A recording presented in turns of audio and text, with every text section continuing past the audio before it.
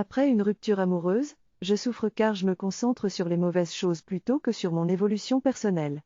Je revois les images de la relation et je me sens trahi, ridicule, humilié. Je dois me recentrer sur moi-même, retrouver ma stabilité émotionnelle, comprendre ce qui s'est passé et me débarrasser de cette mémoire avant de vouloir me remettre dans une autre relation. La rupture est une occasion de travailler sur moi-même pour être plus épanoui dans ma prochaine relation. La souffrance permet d'élever ma conscience et je dois en faire un travail sur moi pour éviter de reproduire les mêmes erreurs. Je dois arrêter de me raconter des histoires sur le manque de chance dans mes relations amoureuses et regarder en moi pour comprendre pourquoi elles ne durent pas.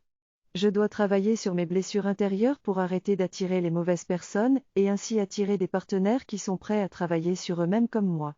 Je dois comprendre que le bonheur, l'amour et la paix ne dépendent que de moi, et que je dois les trouver en moi avant de les chercher chez un partenaire.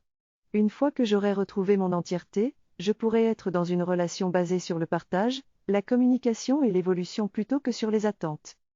Cette rupture est difficile à vivre, mais il faut que j'en tire des leçons pour devenir la meilleure version de moi-même. La souffrance me poussera à avancer et à apprendre sur moi-même.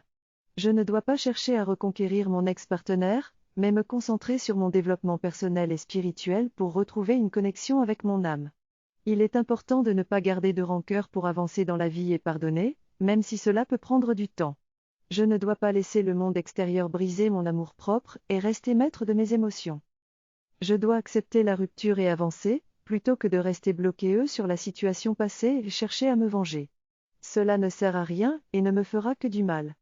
Il est important d'avoir un état d'esprit positif pour avancer dans la vie.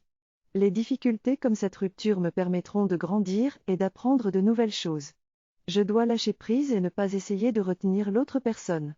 Cette rupture peut finalement être un mal pour un bien, en me permettant d'évoluer et de trouver quelqu'un de mieux adapté pour moi dans l'avenir. Je dois respecter le processus de guérison et laisser les choses se faire naturellement.